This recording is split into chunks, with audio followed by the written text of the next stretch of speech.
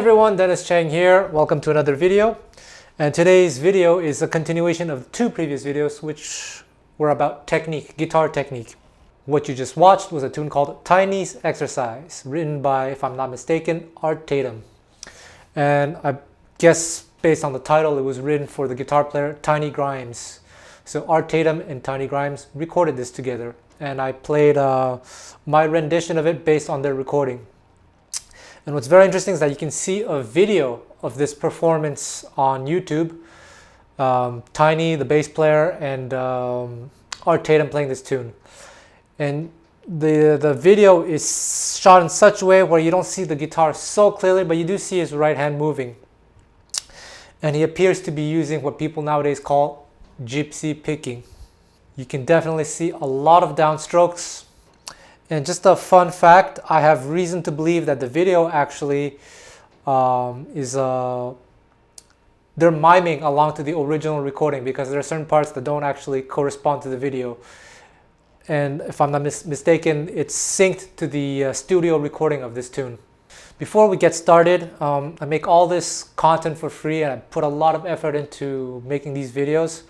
So if you can, again, like, subscribe, comment, and all that stuff. It makes a huge difference.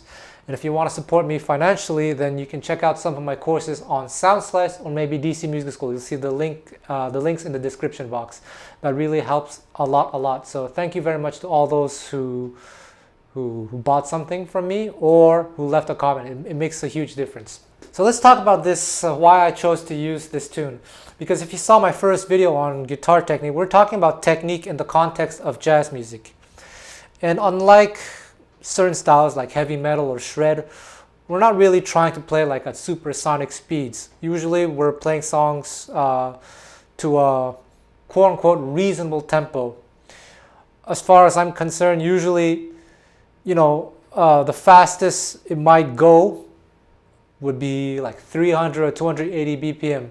And if you're playing eighth note bass lines, 280 to 300 BPM is like 16th notes at 140, 150 BPM, which is reasonable. And those tempos are already starting to push the envelope a little bit. And of course, there are certain situations, I would guess extreme situations, where sometimes, people will like go super fast above 300 BPM, but those are extreme cases. Most of the time, we're playing within a comfortable range of tempos.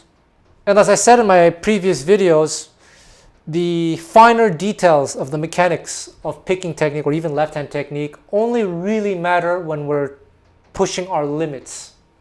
So if you watch that video of Art Tatum and Tiny Grimes playing Tiny's Exercise, you can see that Tiny is using quite a lot of downstrokes. What percentage of downstrokes? It's really hard to tell. I wasn't going to spend the time to really try to figure out, because it's too time consuming. But one thing is for sure, he is using the same technique as Django Reinhardt, which is what people call gypsy picking. So as I've mentioned many times, this is a term that was coined by Michael Horowitz for a book that he wrote about 20 years ago called Gypsy Picking. But guess what? Back in the day, that technique was called picking. And the idea behind this picking technique is that you have a floating hand, and then you strike the strings in such a way that the plane of attack is usually going like this, diagonally.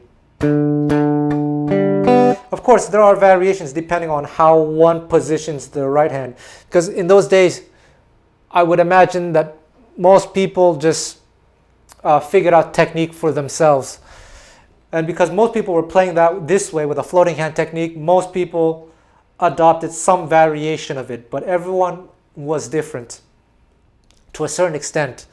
Furthermore, as I mentioned in my previous videos, I don't think of one technique as being better than another. They all have their pros and cons. And so for this technique, this so-called gypsy picking technique, there are a number of benefits, especially in an era before amplification. This technique lends itself well to playing with more projection. That's not to say that other techniques don't allow you to play with more projection, but it's just very natural, just on account of the way the hand is striking the strings. It's easier to play loud than other techniques. If I play like this, of course I can play loud too, but it requires a little bit more effort, whereas like this, the weight of the hand is doing the work. So in that sense, it is a little bit easier to play loudly this way.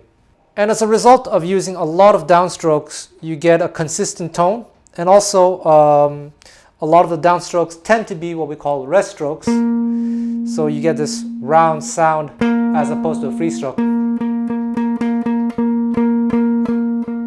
Free, rest. The rest strokes tend to happen naturally just because just on account of the way you're striking the strings diagonally towards the body of the guitar. Of course, you can do rest strokes with other techniques as well. If I've just planted my hand here,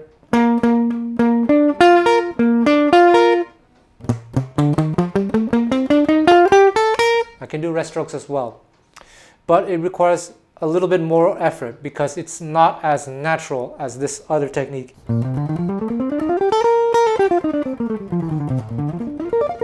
And in those days, guitar players weren't really thinking about playing like supersonic shred guitar lines like metal players tend to do today. The guitar was mainly a rhythm instrument, so just being able to play solo was kind of a bonus. So this technique worked quite well for quite a number of years, centuries even, because before it was adopted on the guitar, it was used on the mandolin or other plectrum-based instruments. So that's just how guitar players tended to play in those days. So a lot of guitar players who were born before 1920, if they used a plectrum, they were likely to use this technique. And amplification became more common towards the end of the 1930s. By the 1940s, it was the standard thing to use. So then people gravitated towards the electric guitar. And with the electric guitar, you run into certain problems like feedback and all that. And I would imagine that's maybe when guitar players started to rest their hands here so that they can minimize feedback. That's just a theory of mine. I don't know if that's true. At any rate, what I want to do in this video is show you the differences between the three techniques that I've developed for myself. So that would be this quote-unquote gypsy picking. It would be the standard, planting your hand here. I don't know what you want to call this, modern technique if you want. And also the George Benson technique. So we're going to use this tiny tempo, some of the riffs in this tune to demonstrate the differences. So first of all, when you talk about the right hand, you also have to talk about the left hand. You often want to finger things in such a way that both hands can work perfectly well together. But as I said in my previous videos, I always try to prioritize tone. Again, I can't say with 100% certainty, but I have reason to believe that Tiny was playing it here. Just on account of whatever we can see. We didn't see his hand around here, and we didn't see his hand too much here. I guess it was here. And I guess he played it like this. Did he do only downstrokes? I'm not quite sure. In the recording, it's around 200 BPM. I recorded for you at 210 BPM. And what I did, the strokes that I personally used were down, up, down, and then I let it fall. Up, down, down, down, up, down, down, let it fall. Up, so down, up, down, let it fall, and then down, down, down.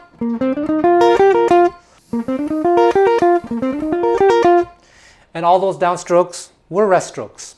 At 210 BPM, it's not so much of a big deal. It works quite nicely. And again, if you watched my previous videos, then you know that if I were to play it even slower, I may favor only downstrokes. Something like that. So it's always going to be a play between sound and efficiency. Like I said, I always try to prioritize sound, but sometimes when it requires more technique, then I sacrifice a little bit of sound in favor of efficiency. And I also recorded for you at 260 BPM. And at 260 BPM, I could feel that it was starting to be a little bit difficult, and especially this part, this passage here. I looked at my recording, I'm just a little bit laid back because it's all downstrokes. I barely managed to do it. And if it were to go any faster, I would have to rearrange the fingerings somehow. And in rearranging the fingerings, I may sacrifice a lot of tone. So let's see, I might do it here. So it's pretty easy. But then, how am I gonna do it there though? I might even change the left hand fingerings. Like that. Oh geez. There we go. No matter which technique you use, when you start to push the limits of said technique, there comes a time when you might have to find some alternative fingering just to make things more smooth. And I could also play it here maybe, but then it sounds completely different. I really wanted this sound here. These two here, of course, are different, but not so different. Here's quite a drastic difference, and quite a big difference, right?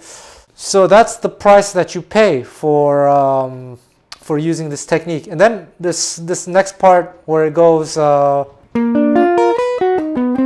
So in the video of Tiny Grimes, you can see him using, I guess, almost all downstrokes. I'm tempted to say only downstrokes. And at 200 BPM, it's feasible. And I think here he's letting that pick fall. And then separate downstrokes. So when you let the pick fall, it's just one stroke. Of course, you can also do this. Separate strokes. It results in a different sound. I don't know exactly what he's doing, but what I did in the video anyway, I let it fall. But then, you may notice one thing. If you watch the version at 260 BPM, I changed the strokes a little bit to be a little bit, just so that it can be easier on the right hand. I did this. I let it fall. Up.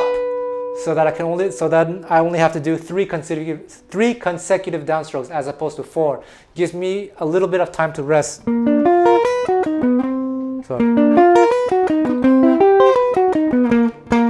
So that's kind of what I mean when I say that the faster you go, or the more that you're gonna demand something out of your technique, the more you're gonna have to look for clever solutions to make things work. So let me just play that first riff again for you without accompaniment, just so that you can hear what it sounds like if I use this technique.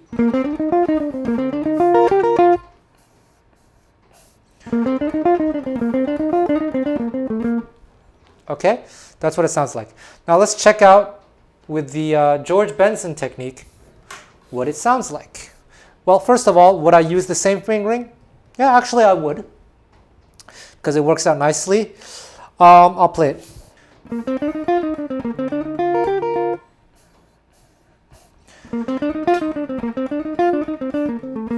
So in this case, the mechanics of the George Benson picking technique are a little bit different. It's still a floating hand technique, but it's not quite the same as mechanics as quote unquote gypsy picking. The plane of attack is not exactly the same, but I could also do with the same pick strokes if I wanted to, but it requires a little bit more effort. Geez, it's a little bit harder. Geez. So I'm not even going to bother with it. I'm sure I could get it if I practice it, but I haven't practiced it with this technique. But for me, just alternate picking works better. And at the end of this video, I'm going to put everything. You can do a side-by-side comparison to hear the difference. And now let's try with the modern technique if I planted my hand here.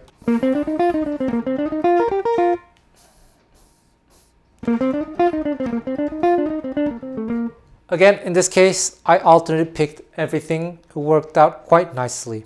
Now, let's look at the next passage, the arpeggios. So it sounded like this when I did the gypsy picking. And with the George Benson technique, how would I pick that? Let's see.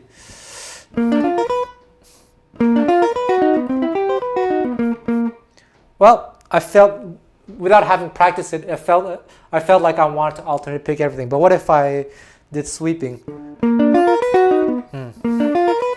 No, it doesn't feel nice. It works. This first one feels right, but then if I do an upstroke here, it throws something. Yeah. I feel it's a little bit clumsy. I'm sure if I spend enough time practicing, I could get it. What if I did sweeping? Well, one drawback of this George Benson technique is that upstroke sweeps don't feel very natural. They're doable, but they feel a little bit clumsy. Oh geez. Ah.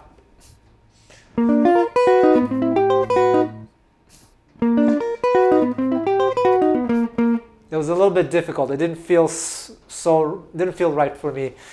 Again, I'm sure if I practiced it, I could get it to sound okay. But the fact of the matter is, I'm trying to always go for the easiest path while maintaining a good sound. And so with this technique, alternate picking seems to do the job. And I can even go pretty fast. And now let's try with the modern technique. So one of the advantages of this technique is that I call this the jack of all trades technique, that you can do quite a lot of things and get away with it at most tempos. I guess if there were to be a drawback, I wouldn't call it a drawback, it's just that you have the fact that you are planting your hand here mutes the other strings, and on acoustic guitar it can be very beneficial to have the sympathetic resonance of the other strings. But anyway, let's give it a try. So alternate picking was no problem. Sweeping would be no problem. Because with this modern technique, it allows your hand to change the plane of attack very easily. And I guess if you want to play at light speed, which I doubt you'd ever want to play this song at, it can be very easy. See? I doubt you'd ever play it at that tempo. So this technique, this modern technique, is probably the most efficient one out there if your goal were to play at super speed. And if I want to play it at super speed, then I would probably not use this fingering. I'd probably do it here.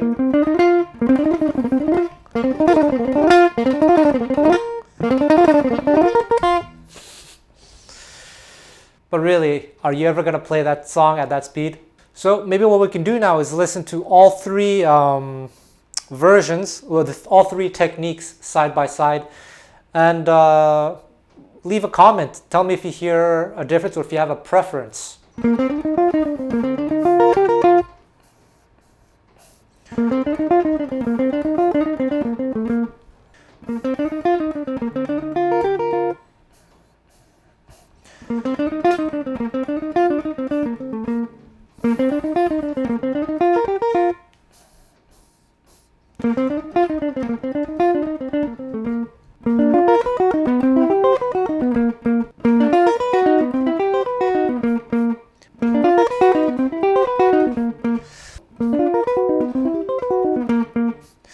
Now there's one thing, I guess this is very psychological, but maybe sometimes from the perspective of a listener, the difference isn't too big, but from the perspective of the player, the difference might matter a lot more.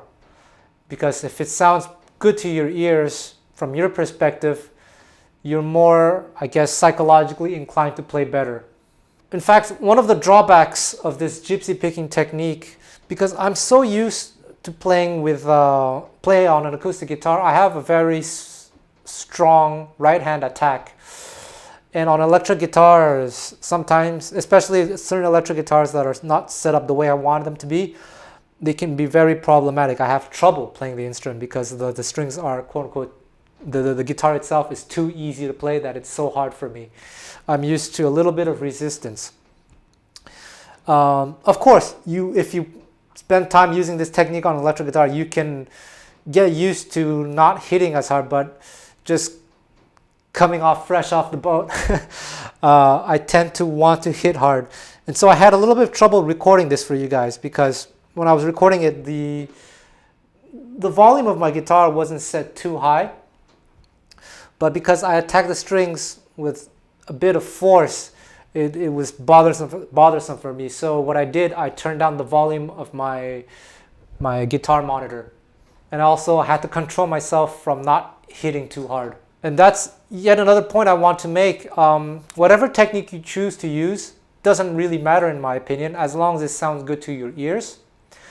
But make sure that you play on the instrument that you intend to play on in your day-to-day life. Sometimes people recommend, oh, you should practice on acoustic guitar so it's easier on the electric guitar. Personally, I don't think that's true. In fact, when I think I was 14 years old, I put on gauge 13 strings on my guitar for almost a year.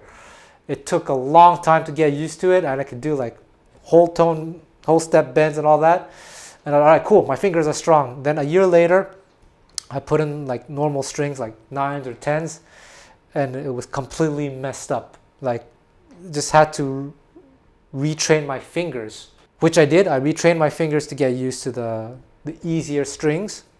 And then like a few months later, I went back to 13 just for fun, and I couldn't do it anymore. I had to get used to it again. So the point I want to make is just choose the instrument you want to play on, get used to that, and let your technique adapt to that setup. So I do play a number of different guitars, and I try to set them up with relatively high tension, relatively high action as well. It's just because my technique is used to that. If I had a drastically different setup, I would have to spend quite a bit of time, maybe not too much, but certainly a bit of time getting used to that new setup. And I'd rather not waste too much time playing an instrument. So there you go. That's my take on technique. And hopefully one day, well, I do plan to make a course for jazz guitarists exploring these 3 different techniques that I've developed for myself.